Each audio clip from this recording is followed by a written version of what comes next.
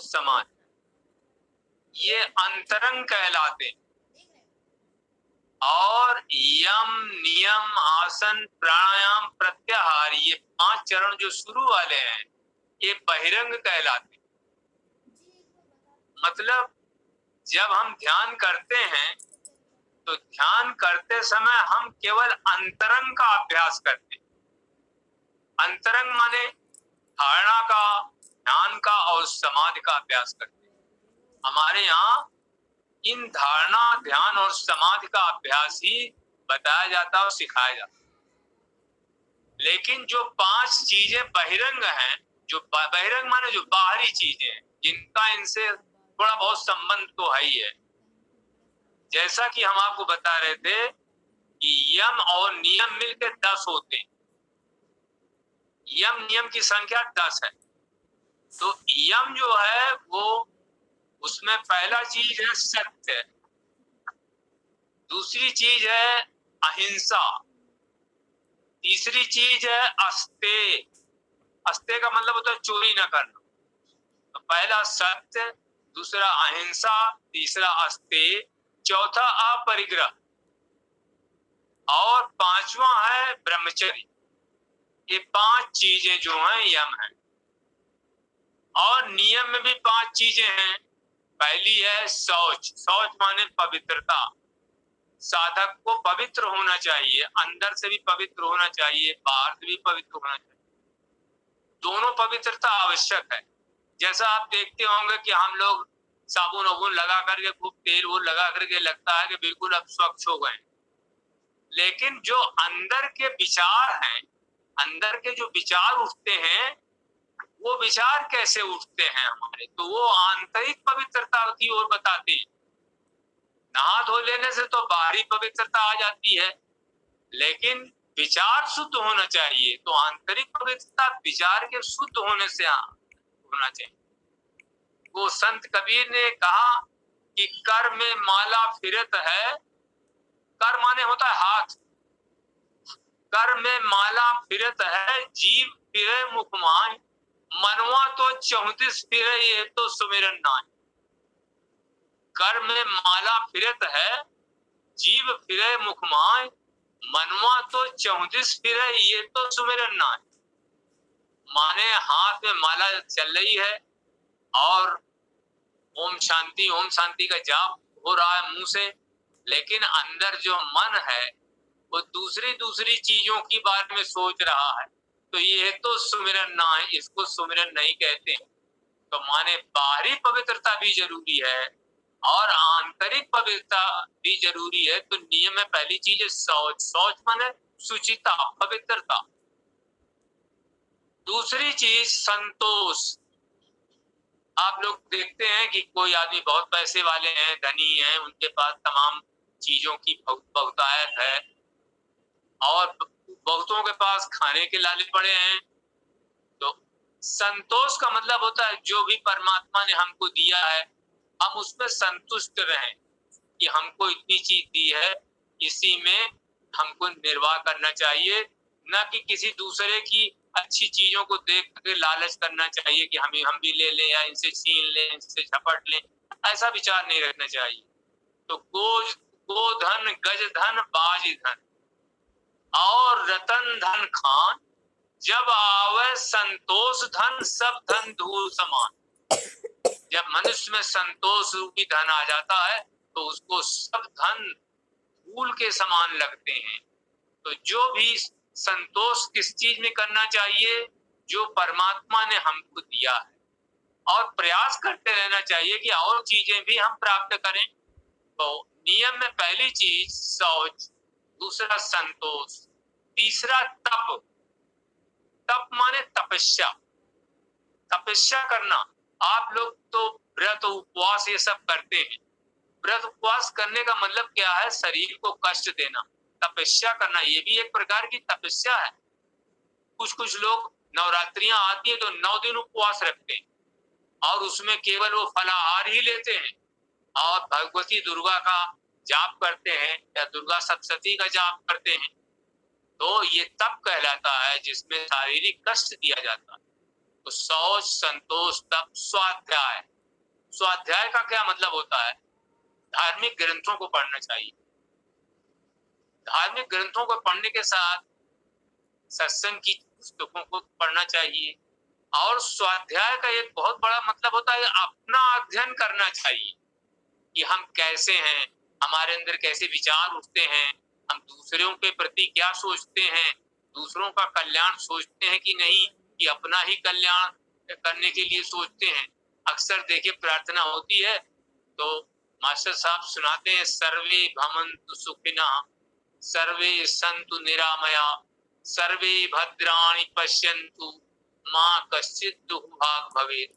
हे प्रभु, सभी सुखी हों, सभी निरोग हों, सभी मंगलमय भविष्य को देखें और किसी के भाग में किसी प्रकार का कोई दुख न हो। हम सबके लिए प्रार्थना कर रहे हैं कि किसी को दुख न हो, सभी सुखी हों। तो जो व्यक्ति ऐसा सोचेगा वो स्वयं सुखी हो जाएगा। जो दूसरों के लिए सोचेगा कि सब सुखी हों, और जो दूसरों के लिए सोचेगा कि हे भगवान इसका कुछ गड़बड़ जरूर कर दो, ये जो है बड़ा अहंकारी आदमी है, इसका ऐसा कुछ कर दीजिए कि रोने लग जाए, और ये इसके पास धन दौलत बहुत हो गई है, इसको जो है और आप ले लीजिए। तो ये भावना कभी मत रखिए। ऐसा स्वामी विवेकानंद ने भी कहा है कि कोई भी पूजा करिए और हर पूजा करने के बाद ये जरूर कहिए कि सर्वे भवन्तु सुखिनः, तो आप अपने आप सुखी हो जाएंगे। ये बिल्कुल पक्का है जो बता रहे हैं। आप दूसरों को कहिए, हे भगवान ये व्यक्ति सुखी हो जाए, हे भगवान ये और सुखी हो जाए, हे भगवान इनको सद्बुद्धि दीजिए। आप देखिए आप पर उसका प्रभाव पड़ता है, क्योंकि ये कहा गया है, एक न्यूटन का नियम है कि हर क्रिया के बराबर और विपरीत एक प्रतिक्रिया होती है। जो बात आप कहेंगे, जो क्रिया करेंगे, उसकी प्रतिक्रिया आप पर भी आएगी। जैसे आप हाथ से दीवार में जोर से मारिए तो क्या हाथ में चोट नहीं लगेगी? दीवार में चोट लगेगी जरूर, लेकिन आपके हाथ में भी चोट लगेगी। इसी तरह से जब हम दूसरे का कल्याण चाहेंगे, हमारा कल्याण अपने आप। तो सर्वे भवन्तु सुखिनः की भावना जरूर रखिए। अगर आप सुखी होना चाहते हैं, सुखी रहना चाहते हैं, तो रोज पूजा के बाद इसको जरूर कहिए, हे भगवान सभी सुखी हों, सभी निरोग हों, सभी मंगलमय भविष्य को देखें, सभी किसी के भाग में किसी प्रकार का कोई दुख न हो, ये जरूर कहिए। तो नियम में कौन कौन बात आई? शौच, संतोष, तप, स्वाध्याय, ईश्वर प्राणधान। ईश्वर प्राणधान का मतलब होता है अपने गुरु और ईश्वर में भरोसा रखिए, उनमें समर्पण कर दीजिए अपने गुरु और भगवान में। गुरु ही ईश्वर है, साक्षात ईश्वर। गुरु में अपने को समर्पित कर दीजिए। गुरु से कोई चीज छिपाइए नहीं, गुरु की मर्जी के अनुकूल ही काम करिए। और जब आप गुरु की मर्जी के अनुकूल काम करेंगे तो इसका मतलब आप ईश्वर की मर्जी के ही अनुकूल काम कर रहे हैं, तब आपके अंदर अच्छे गुण आएंगे। तो हम ये कहना चाहते हैं, ये यम और नियम जो होते हैं, यम में कौन कौन सी चीज बताई? सत्य। बताइए कहीं लिखा है क्या कि आपको सत्य नहीं बोलना चाहिए? कहीं नहीं लिखा। हर जगह लिखा है कि सत्यम वद धर्मम चर, सत्य बोलिए और धर्म पर चलिए। तो सत्य बोलना बहुत जरूरी है। सत्य, अहिंसा। अहिंसा का क्या मतलब होता है? अपने मन से, वचन से और कर्म से किसी के हृदय को दुख मत पहुंचाइए। मन से भी किसी को दुख न पहुंचाइए कि किसी को ऐसी भावना, ऐसी बात न कहिए। वचन से भी ऐसी बात न कहिए कि उसको दुख हो, कष्ट हो। तुलसीदास जी ने भी लिखा है, परहित सरिस धर्म नहीं भाई, अपर पीड़ा सम नहीं अधमाई। दूसरे की भलाई करने के मुकाबले कोई धर्म नहीं है, और दूसरे को पीड़ा पहुंचाने के मुकाबले कोई पाप नहीं है। तो परहित सरिस धर्म नहीं भाई, परहित दूसरे की भलाई करने के मुकाबले कोई धर्म नहीं। परहित सरिस धर्म नहीं भाई, पर पीड़ा सम नहीं अधमाई। दूसरे को कष्ट पहुंचाने के मुकाबले कोई जो है पाप नहीं है। तो सत्य, अहिंसा, अहिंसा माने हिंसा ना हो, दुख किसी को ना पहुंचाइए, मन से भी, वचन से भी, कर्म से भी किसी को दुख मत पहुंचाइए। सत्य, अहिंसा, अस्ते, अस्ते माने चोरी मत करिए, या अपने पास बहुत ज्यादा चीजों को जमा मत कर लीजिए। बहुत सारी चीजों को अपने पास जमा कर लेने से दूसरों को नहीं मिल रहा है, ये भी अस्तेय है, ये भी चोरी का भाव है। सत्य, अहिंसा, अस्तेय, अपरिग्रह। अपरिग्रह का क्या मतलब होता है? अपने बहुत कष्ट के समय भी किसी से कुछ ग्रहण नहीं करना चाहिए। जैसे हमको बहुत तकलीफ है, किसी से मांगना नहीं चाहिए, बल्कि भगवान को धन्यवाद देना चाहिए, भगवान का शुक्रगुजार होना चाहिए, अपने गुरु को धन्यवाद देना चाहिए कि गुरु महाराज हमको थोड़े समय का कष्ट है, उसके बाद जरूर हमारी सहायता करेंगे, अब करते भी हैं। तो ये जो है सत्य, अहिंसा, अस्तेय, अपरिग्रह। अपरिग्रह का मतलब क्या होता है? किसी से कष्ट के समय भी कुछ नहीं लेना चाहिए। इससे क्या होता है, जो आदमी लेता है किसी से कुछ, उसमें हीनता की भावना आ जाती है, वो दबा सा महसूस करता है और आबद्ध होता है और सच्चाई नहीं कह पाता, किसी के सामने अपनी सच्चाई नहीं व्यक्त कर पाता, क्योंकि उससे आपने कुछ धन लिया है, रुपया लिया है, पैसा लिया है, तो आप उसके गलत कामों में भी सहयोग करने लग जाएंगे। इसलिए अपरिग्रह का भी ध्यान देना चाहिए। सत्य, अहिंसा, अस्तेय, अपरिग्रह और ब्रह्मचर्य।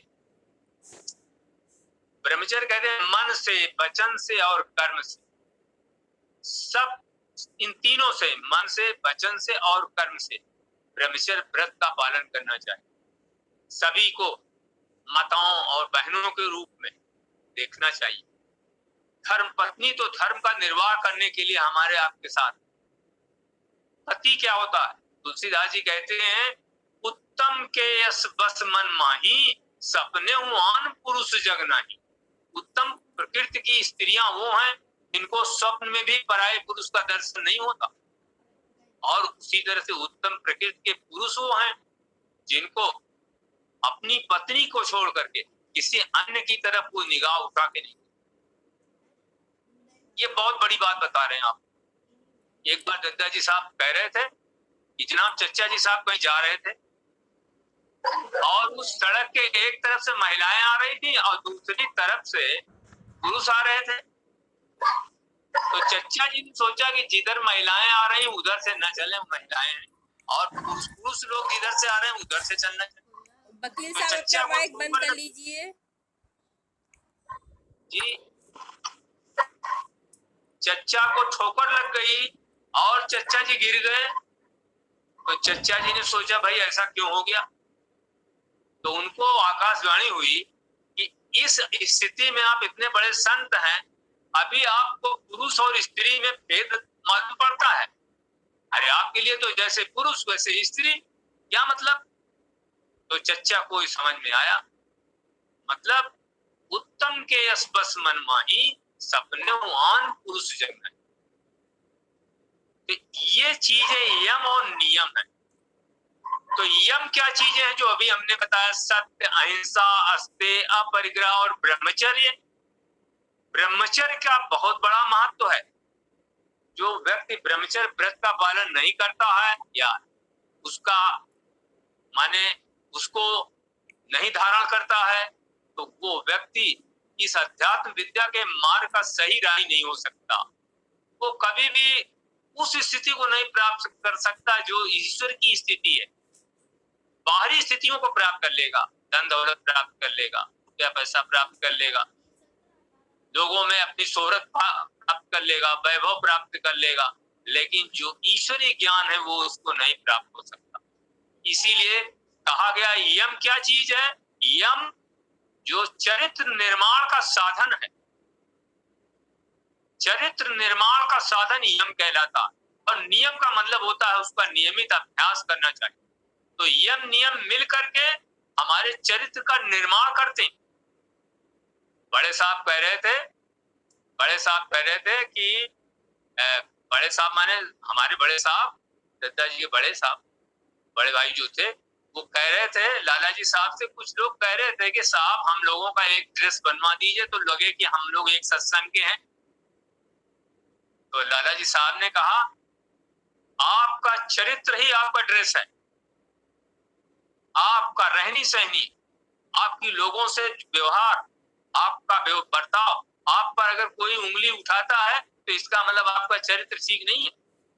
तो आपका सोचना, विचारना, चरित्र, दूसरों के कल्याण की भावना, ये सच्चरित्र होना, यही आपका ड्रेस है। लोग जान जाएंगे कि कोई सत्संगी है, और ड्रेस पहनने से कोई सत्संगी नहीं मालूम पड़ेगा, लोग कहेंगे कि ढोंगी है। तो लाला जी साहब ने इस तरह से कहा ये ड्रेस व्रेस नहीं चलेगा, सभी लोगों के पास जो कपड़ा हो वही पहनिए, अपना चरित्र ऐसा बनाइए कि लोग आपको उंगली न उठा सके, आपको कोई कहने नहीं आएगा आपके मुंह पर कि आप क्या हैं, लेकिन लोगों के दिमाग में, लोगों के मन में रहेगा कि ये व्यक्ति ऐसा। इसलिए चरित्र निर्माण के साधन को आप लोग जरूर अपनाइए। चरित्र निर्माण में क्या क्या चीजें आई? यम और नियम, 5 यम और 5 नियम, 10 हैं कुल मिलाकर। हालांकि इनका साधना में बहुत महत्व नहीं है, लेकिन मैं आपको ये बात बता दूं, जिसका चरित्र यम नियम नहीं ठीक है, उसके अंदर ईश्वरीय ज्ञान का समावेश नहीं होगा। ये सच्ची बात। ये नींव बनाते हैं, साधना के लिए नींव बनाते हैं। जैसे भवन निर्माण में भवन की नींव पक्की की जाती है, जिनका चरित्र अच्छा होता है, जिनको यम नियम ठीक होते हैं, उनमें सच्चरित्रता होती है, उनमें ईश्वरीय ज्ञान आता है, जल्दी आता है। वो ऐसा नहीं होता कि वो बैठे रहे और मन में कुछ और चल रहा है और आंख मूंद करके बैठे रहे, ऐसा नहीं है।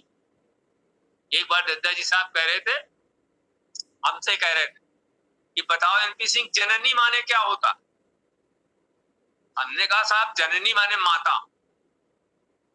कि जननी क्या काम करती है? हमने कहा जननी जन्म देती है, हम लोगों को जन्म देती है, हमारी माता ने हमको जन्म दिया। तो उन्होंने कहा कि जैसे तुम कहीं जा रहे हो तो सबको जननी के भाव से देखना चाहिए, उसको दूसरे भाव से नहीं देखना चाहिए। और पहली चीज तो देखना ही नहीं चाहिए। तो हमने कहा हाँ साहब, क्या लगे इन चीजों का ध्यान रखना चाहिए, तभी आगे बढ़ पाओगे, नहीं बढ़ पाओगे कभी। हमने कहा हाँ। तो उन्होंने कहा कि जैसे कोई अपना दुश्मन है, तो दुश्मन के लिए लोग बहुत इधर उधर करते रहते, अब बड़े बड़े उसकी बुराई करते रहते। तो उन्होंने एक शेर कही, नीच बन जाता है इंसान सजाएं देकर, नीच बन जाता है इंसान सजाएं देकर, दिल जीतना चाहिए दुश्मन का दुआएं देकर। यानी दुश्मन भी आपको कहे वाकई अच्छा आदमी, हमारा दुश्मन जरूर है, लेकिन वो ये भी कहे कि आदमी तो अच्छा है। ये अध्यात्म विद्या की फाउंडेशन स्टोन है, माने अध्यात्म विद्या की नींव है। अगर आप इन चीजों का ध्यान रखेंगे और ध्यान करते समय, धारणा करते समय या समाधि अवस्था में, तो आपको मैं गारंटी करता हूं कि आप अपने लक्ष्य को जरूर प्राप्त कर लें। दादाजी साहब हम लोगों को कहते थे कि देखो तुम लोगों के ब्रह्मचर्य का ये हाल है, आइंदा हम आएंगे तो हम सब के बारे में विचार करेंगे कि तुम लोगों का ब्रह्मचर्य कैसा चल रहा है। तो हम लोगों की सिट्टी पिट्टी गुम हो जाती थी, हम लोग बिल्कुल सही लाइन पे चला करते। दादाजी साहब एक एक चीज देखते, तुम कैसे रहते हो। अगर किसी की पत्नी ने मुझसे शिकायत कर दिया आपकी, तो कान पकड़ के उठो बैठो, लोग बिल्कुल सही रहते थे। इसलिए मैं आपको ये बात बहुत कुछ सही बताऊंगा। और चाचा जी, हाँ जी चाचा जी, जी चाचा जी, अरे एक बार बड़े साहब, हमको बताने दो तब आगे बात करना, नहीं तो उसी समय चला जाएगा। अब समय खत्म होने वाला है, 1 मिनट रुको, तुम्हारे अभी मौका देते। तो मतलब इन चीजों को अपना करके जब आप ध्यान में बैठेंगे, धारणा करेंगे, तो विचार बहुत कम आएंगे, बहुत कम विचार आएंगे। और विचारों पर आपका नियंत्रण हो जाएगा। दत्ता जी साहब कहते थे कि पूजा करने वाले के अख्तियार में धारणा, ध्यान और समाधि होनी चाहिए। जब जैसा चाहेगा वैसा प्राप्त कर लेगा उस चीज को। ये नहीं होना चाहिए कि आज मन लगा, कल नहीं लगा, फिर 2, 4, 10 दिन नहीं लगा। ये कौन सी पूजा है भाई? कहते थे कि मन लगे तो लगता ही जाए, वो आपके अधिकार में आ जाए, मन को अपने बस में कर लो। तो जब लौ मन नाही मरत तन नाही जरिजात, तुलसी सूरत श्याम की सपने उनाहे लखात। जब तक मन शांत भाव नहीं धारण कर लेगा तब तक मन आप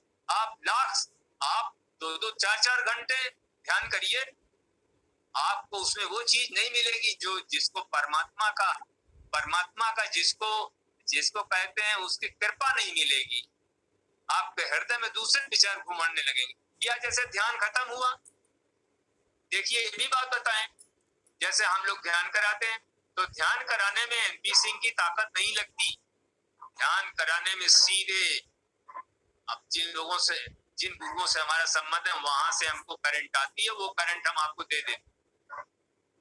उस समय आपका मन थोड़ा बहुत तो लग ही जाएगा, नहीं भी लगता तो बिल्कुल नहीं लगता, तो थोड़ा बहुत किसी दिन ऐसा लग जाएगा कि जैसा अच्छों का नहीं लगता। लेकिन जब आप घर में अकेले पूजा करेंगे, अकेले ध्यान करेंगे, तो उस समय आपको करंट अपने गुरुओं से लेनी पड़ेगी।